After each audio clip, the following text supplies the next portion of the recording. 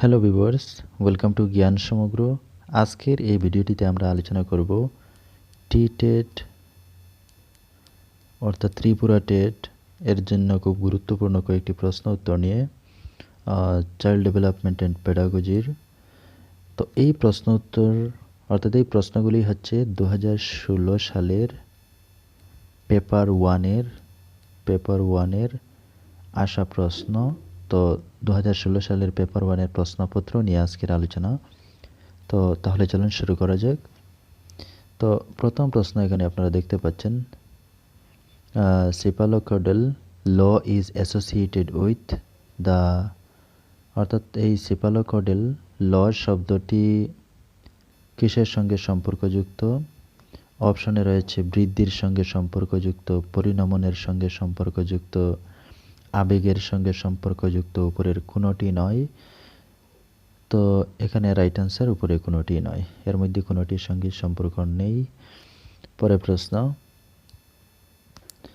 Try-dimensional theory of intelligence was first proposed by, অর্থাৎ বুদ্ধির ত্রিমাত্রিক তত্ত্বটি প্রথম উত্থাপন করেন, কে করেছিলেন?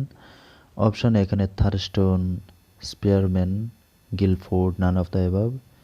তো এখানে right answer Guilford, option C এখানে শুদ্ধ। তো গিলফোর্ড অর্থাৎ JP. Guilford.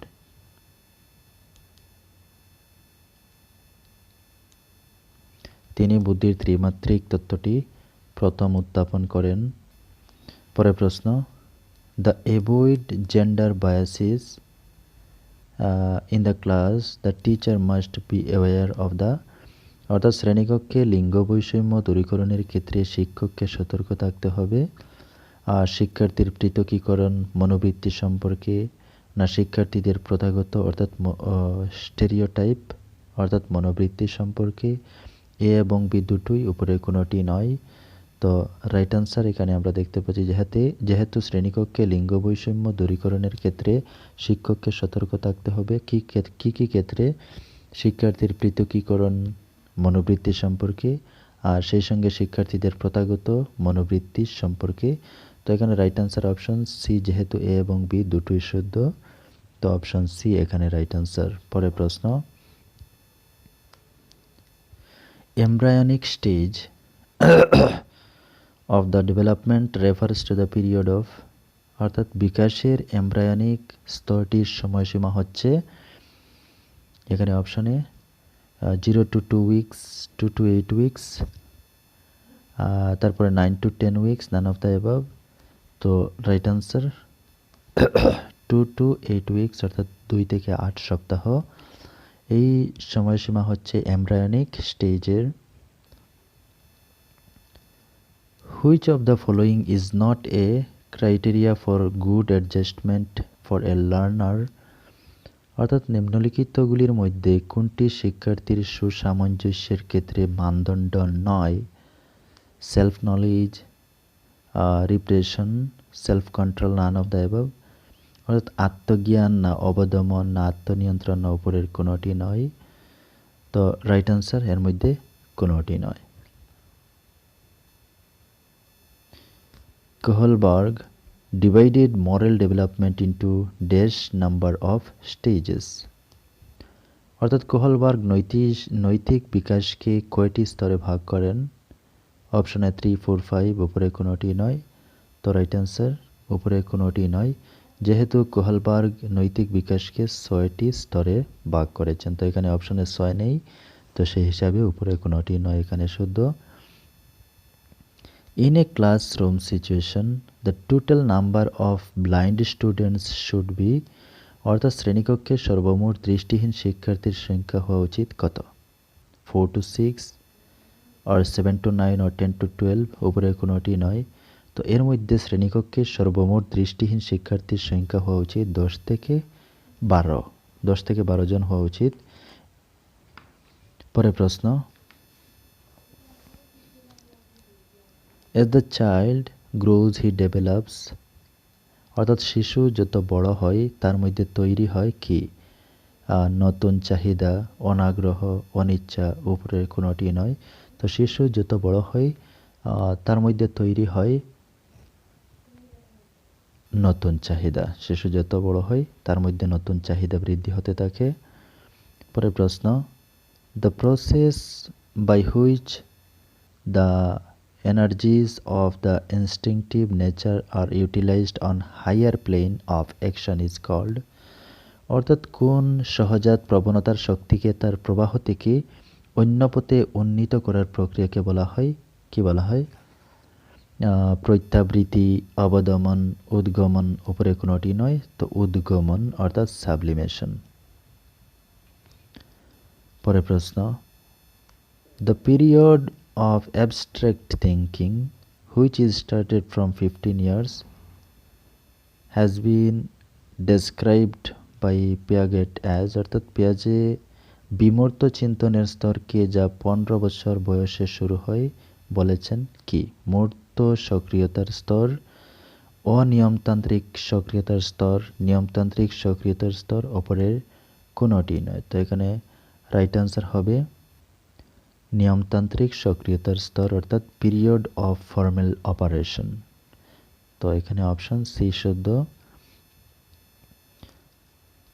Grade acceleration method is generally followed for, অর্থাৎ শিক্ষা ক্ষেত্রে ত্বরণ পদ্ধতিটি সাধারণত ব্যবহৃত হয় মানসিক প্রতিবন্ধী শিশুদের ক্ষেত্রে, না শারীরিক প্রতিবন্ধী শিশুদের ক্ষেত্রে, না উন্নত বুদ্ধিসম্পন্ন শিশুদের ক্ষেত্রে? তো রাইট আনসার উন্নত বুদ্ধিসম্পন্ন শিশুদের ক্ষেত্রে, তার মানে গিফটেড চিলড্রেন। তো এখানে রাইট আনসার গিফটেড চিলড্রেন। তো গিফটেড চিলড্রেনের ক্ষেত্রে শিক্ষা ক্ষেত্রে ত্বরণ এই পদ্ধতিটি ব্যবহৃত হয়। পরের প্রশ্ন, mental retardation is a condition which generally starts from, অর্থাৎ মানসিক প্রতিবন্ধকতা এমন একটি অবস্থা যা সাধারণত শুরু হয় 18 বছরের নিচে, 18 বছরের উপরে, যে কোনো সময়, উপরে কোনোটি নয়। তো এটি রাইট আনসার হবে বিলো 18 ইয়ার্স, অর্থাৎ 18 বছরের নিচে। ক্রিয়েটিভিটি ইজ রিলেটেড উইথ, অর্থাৎ সৃজন ক্ষমতার সঙ্গে সম্পর্কযুক্ত হলো অভিসারী চিন্তন, অপসারী চিন্তন, এ এবং বি দুটোই। তো এখানে রাইট আনসার এখানে কি রয়েছে? সৃজন ক্ষমতার সঙ্গে সম্পর্কযুক্ত হলো অপসারী চিন্তন। এখানে অপশন বি শুদ্ধ, অর্থাৎ divergent thinking. Creativity is related to divergent thinking. পরের প্রশ্ন, which of the following is not a method of child-centric education? এখানের মধ্যে নিম্নলিখিতগুলির মধ্যে কোনটি শিশুকেন্দ্রিক শিক্ষার পদ্ধতি নয়? তো লেকচার মেথড, এটি শিশুকেন্দ্রিক শিক্ষার পদ্ধতি নয়। পরের প্রশ্ন, students who are enrolled in inclusive classroom situation are, অর্থাৎ ইনক্লুসিভ শিক্ষাদান পদ্ধতিতে যে শিক্ষার্থীদের নেওয়া হয় তারা হলো কোন ধরনের শিক্ষার্থী? অক্ষম শিক্ষার্থী, না সক্ষম, না এ এবং বি দুটোই, উপরে কোনোটি নয়। তো এখানে রাইট আনসার বোথ, অর্থাৎ এ অ্যান্ড বি। তো এখানে বলছে কি ইনক্লুসিভ শিক্ষাদান পদ্ধতিতে যে শিক্ষার্থীদের নেওয়া হয় তারা হলো অক্ষম এবং সক্ষম উভয় ধরনের শিক্ষার্থীকে নেওয়া হয়। পরের প্রশ্ন, down syndrome. Down syndrome is generally observed in, অর্থাৎ এটি সাধারণত দেখা যায় ক্ষীণ বুদ্ধিসম্পন্ন শিশুদের মধ্যে, না উন্নত বুদ্ধিসম্পন্ন শিশুদের মধ্যে, না অর্থনৈতিক কারণে পিছিয়ে পড়া শিশুদের মধ্যে, উপরে কোনোটি নয়। তো এখানে রাইট আনসার হবে ক্ষীণ বুদ্ধিসম্পন্ন শিশুদের মধ্যে ডাউন সিনড্রোম দেখা যায়। পরের প্রশ্ন, formula for calculating the educational quotient অর্থাৎ ইকিউ ইজ, অর্থাৎ শিক্ষাঙ্ক বের করার সূত্রটি কোনটি এখানে? তো এখানের মধ্যে সূত্রটি হচ্ছে educational qualification by chronological age into 100, অর্থাৎ শিক্ষাগত যোগ্যতা বাই সাধারণ বয়স ইন্টু 100। পরের প্রশ্ন, এক্সেপশনাল চিলড্রেন আর, অর্থাৎ ব্যতিক্রমী শিশুরা হলো mentally retarded children, gifted children, both and B, none of the above. তো কি বলছে, ব্যতিক্রমী শিশুরা হলো, ব্যতিক্রমী শিশু বলতে মানসিক প্রতিবন্ধী শিশু, উন্নত বুদ্ধিসম্পন্ন শিশু উভয়টিকে বোঝায়। তো সেই জন্য এটি অপশান সি সত্য হবে, অর্থাৎ এ অ্যান্ড বি দুটোই।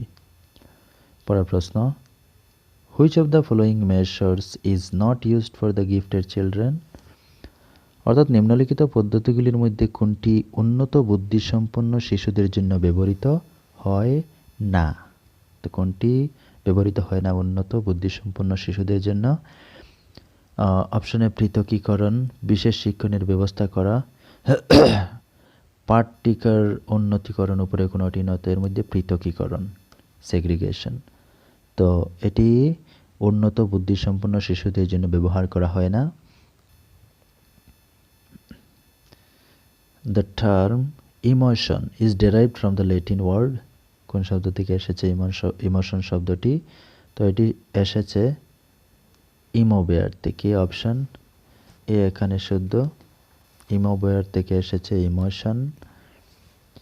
পরের প্রশ্ন, লার্নিং কার্ভ শোজ, শিখনের লেখচিত্র থেকে বোঝা যায়, কে বোঝা যায়? অপশন রয়েছে gradual changing process of learning, না gradual declining process of learning, না ratio of learning, none of the above. অর্থাৎ শিখনের ক্রম পরিবর্তন প্রক্রিয়া, শিখনের ক্রম নিম্নমান প্রক্রিয়া, শিখনের অনুপাত, ওপরে কোনোটি নয়। তো শিখনের লেখচিত্র হচ্ছে শিখনের ক্রম পরিবর্তন প্রক্রিয়া, অপশন এ, অর্থাৎ gradual changing process of learning. When the learner has been awarded after a long time for his good work, then the intensity of the reinforcer will be increased হবে না reduced না same, none of the above।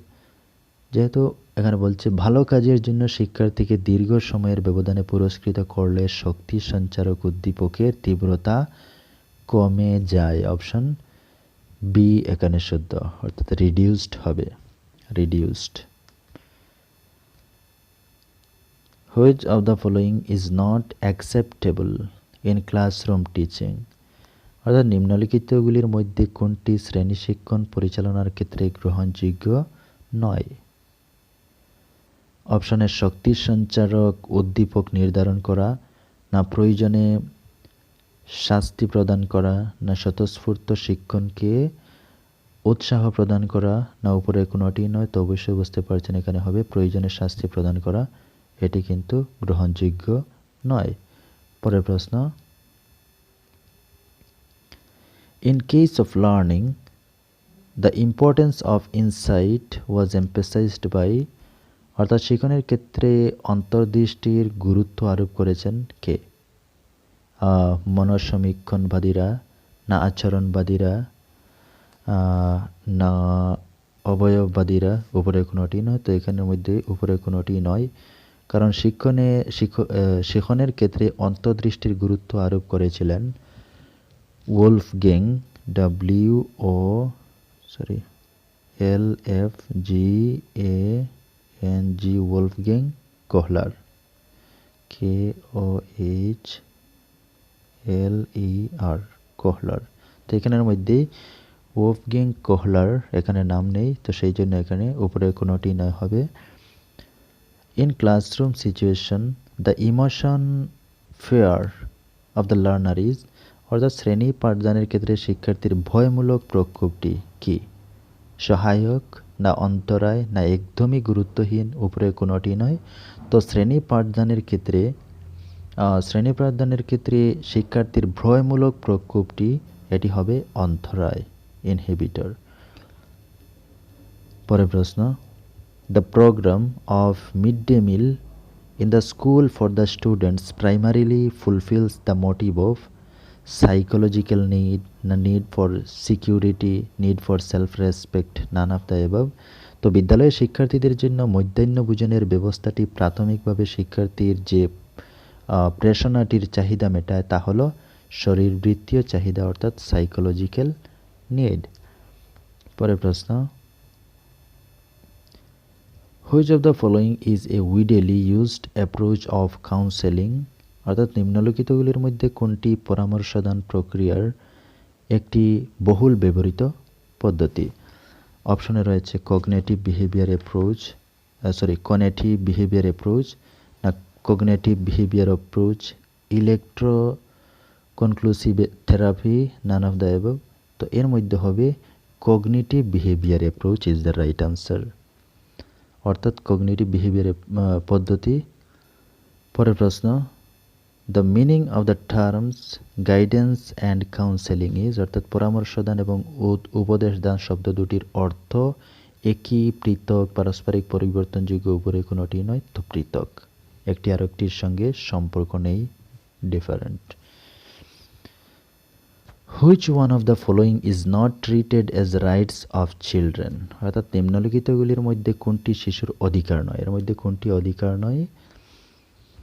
অপশনে কি রয়েছে? Rights of education, এটি তো তার অধিকারী। Rights of fulfilling all demands, সমস্ত দাবি পূরণের অধিকার, বিলকুল নয়, তার মানে এটি শিশুর অধিকার নয়। Option B, rights of security, এটি তার অধিকার রয়েছে, তো নান অফ দ্য অ্যাবাভ হবেই না। তো option B, rights of fulfilling all demands, অর্থাৎ সমস্ত দাবি পূরণের অধিকার, এটি কখনোই শিশুর অধিকার নয়। পরের প্রশ্ন, the type of counselling which is rendered in classroom situation is a technique of, অর্থাৎ শ্রেণীকক্ষে পরামর্শদান যে প্রক্রিয়ায় করা হয় তা হলো কি? Community counselling, individual counselling, group counselling, naan of the above. তো শ্রেণীকক্ষে পরামর্শদান যে প্রক্রিয়া করা হয় তো সেটি হচ্ছে গ্রুপ কাউন্সেলিং, অর্থাৎ গ্রুপ কাউন্সেলিং পদ্ধতিতে, গ্রুপ পদ্ধতিতে করা হয়। তো এই হচ্ছে সিডিপির অর্থাৎ চাইল্ড ডেভেলপমেন্ট অ্যান্ড পেডাগজির 2016 সালের পেপার 1-এর প্রশ্নপত্র, বিস্তারিতভাবে আলোচনা করলাম। যদি ভিডিওটি ভালো লাগে অবশ্যই লাইক, শেয়ার করবেন। আর পরবর্তী এভাবে ত্রিপুরা টেট রিলেটেড আরও ভিডিও পেতে অবশ্যই চ্যানেলটি সাবস্ক্রাইব করে পাশে থাকবেন। ধন্যবাদ।